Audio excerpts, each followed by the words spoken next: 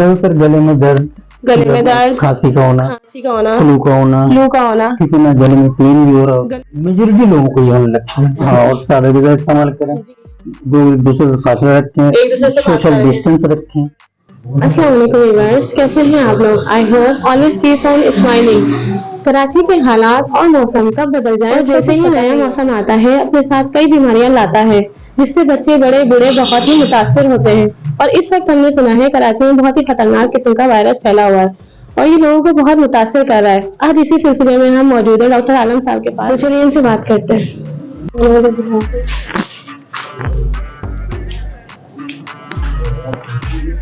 Doctor साहब कैसे हैं आप? अल्हम्दुलिल्लाह।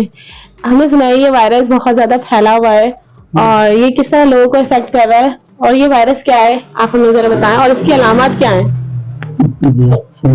तब्दीली के साथ बहुत सारे वायरस जो ना सामने आते हैं, इनमें जो है वो अभी जो एडीनोवायरस नामी वायरस फैला हुआ है, उसमें ये है कि ज्यादातर ये बच्चे बूढ़े सब तमाम लोग मुतासिर कर रहे हैं। और इसमें जो है वो या करें फेफड़ा, सांस की नाली और ये ना सांस की नाली मुतासिर कर रहे हैं। अच्छा, इसमें बहुत ज्यादा एहतियात की जरूरत है, क्योंकि हम एक ऐसे एटमोसफेयर में रह रहे हैं जहाँ गंदगी और फिर वो नाकिस ग़िज़ाएं खा रहे हैं, हम ऑलरेडी पहले ही कमजोर हैं और बीमारियां कमजोर लोगों को। डॉक्टर साहब मेरा अगला सवाल ये है कि ये किन लोगों को ज्यादा इफेक्ट कर रहा है? इनमें से कि सबको अफेक्ट कर रहा है ये, बड़ों को, बूढ़ों को, बच्चों को। अब जहाँ हाइजीन सिस्टम कमजोर है, जहाँ पे गंदगी ज्यादा होगी, जहाँ पे कमजोरी ज्यादा होगी, उनको ज्यादा। इसे एहतियात क्या बता दें आप मुझे कि इसे किस तरह बचा जा सकता है, इसे बच्चों को कैसे बचा सकते हैं, बड़े या बूढ़ों को जिस तरह एहतियाती तदाबीर होती है वो आप बता दें। गजाई हाइजीनिक सिस्टम को ठीक करें, सफाई सुथराई का इंतजाम रखें, क्राउड से बचें, सादे ग़िज़ा इस्तेमाल करें, ठीक है ना,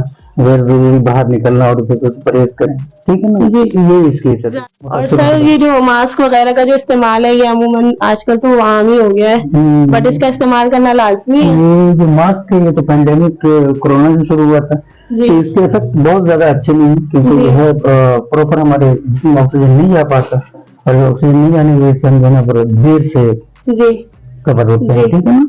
तो अगर बाहर निकल तो ठीक है मास्क लगा लो, मगर हर वक्त मास्क लगाए रखना ये बहुत अच्छी बात। अमूमन घर में बच्चे वगैरह बीमार होते हैं, नज़ला होता है, जुकाम फ्लू वगैरह होता है, माएँ जो है उनको कावा बना देती हैं, शहद खिला देती हैं, तो ये देसी टोटके कर सकते हैं या अमूमन इसके लिए मेडिसिन ही जरूरी है? बिल्कुल सादी चीजें हैं, जितनी सादी से लाइफ गुजारेंगे उतना ज्यादा बेहतर रहेगा।